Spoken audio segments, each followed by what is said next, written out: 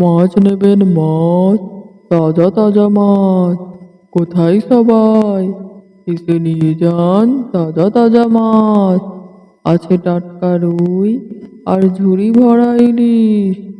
এই মাছ খেয়ে থাকবে না কোনো নালিশ।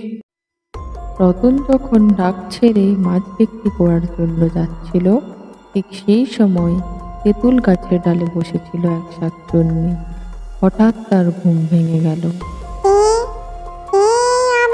আমার ঘুমটা ভাঙালো। খাও মাও দাও, মাছের গন্ধ পাও। বাহ, কি টাটকা মাছ! অনেক দিন মাছ খাইনি। আহ, কি আনন্দ! টাটকা টাটকা মাছ খাবো। আহা, কি আনন্দ! আকাশে বাতাসে।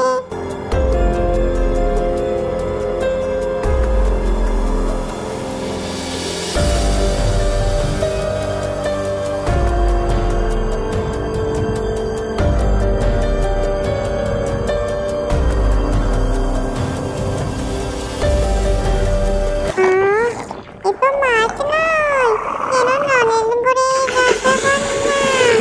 ওহ, কি স্বাদ! যাই, এবার একটু ঘুমিয়ে যাই। কি হলো? আমার মাথাটা এত হালকা লাগছে কেন? দেখি তো একবার। ও মা, এ কি সর্বনাশ হলো আমার! আমার মাছের ঝুড়ি হয়ে গেল। আমার সব মাছ চুরি হয়ে গেল। কি হবে এখন? কি হয়েছে ভাই? কাঁদছো কেন? এই তো দেখলাম মাছ বিক্রি করছিলে। কি হলো হঠাৎ? তোমার মাছের ঝুড়ি কই গেল? আর বলো না ভাই, আমার সর্বনাশ হয়ে গেছে। আমার সব মাছ চুরি হয়ে গেছে। কি বলো ভাই? তোমার মাছ চুরি হয়ে গেল আর তুমি টের পেলে না? কি আর করবে?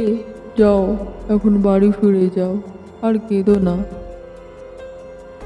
রাজুর কথা মতো রতন বাড়ি ফিরে গেল। তাকে তাড়াতাড়ি আসতে দেখে তার বউ ময়না জিজ্ঞেস করলো, এ কি, তুমি এত তাড়াতাড়ি বাড়ি ফিরে এলে যে?